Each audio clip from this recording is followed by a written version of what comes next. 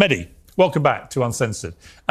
Listen, you and I have talked about this war in Gaza for ever since it started, this phase of the 75-year conflict.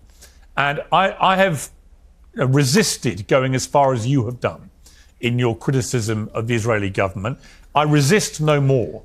I think we've reached common ground about what we view is happening and has been happening through this period of this blockade, which frankly is just starvation of the people there, including so many innocent young women and children.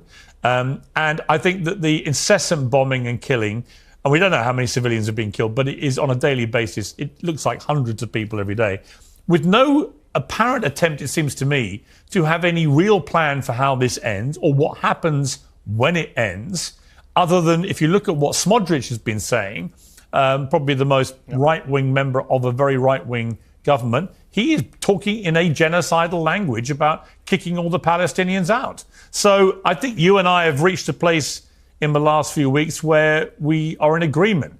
But my question for you, Mehdi, is how does this end? I don't know the answer to that question, Piers, and I'm glad we're in agreement. I wish we weren't. Actually, I wish I had been wrong and you were right. I wish that a year ago when I said on your show, you said, well, if it's not about the hostages, what's it about? And I said, it's about depopulating Gaza. It's about conquering Gaza. I wish I'd been wrong.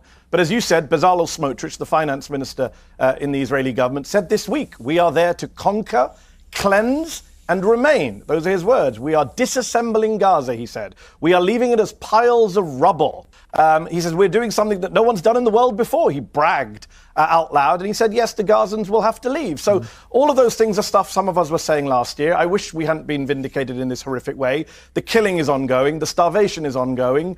And look, I do hope that a dam is bursting. You mentioned the genocide word. Shmuel Lederman, who is an Israeli researcher of genocide, spent much of 2024 saying it's not a genocide, it's not a genocide. He was interviewed by a Dutch newspaper last week. He said, I've changed my position. It is a genocide. He said, in my field, there's a consensus among genocide scholars that it's a genocide. In fact, that Dutch newspaper interviewed 7 leading scholars of genocide. Every single one said, we think what's happening in Gaza is a genocide. In fact, this week, Piers, you have an Israeli former general, Yair Golan, saying a sane country does not attack civilians, does not kill babies as a hobby, and does not expel civilian populations. That is Yair Golan, the former deputy chief of the Israeli military, prominent Israeli politician. He was a hero on October the 7th, fought Hamas himself on October the 7th. This is what he said this week.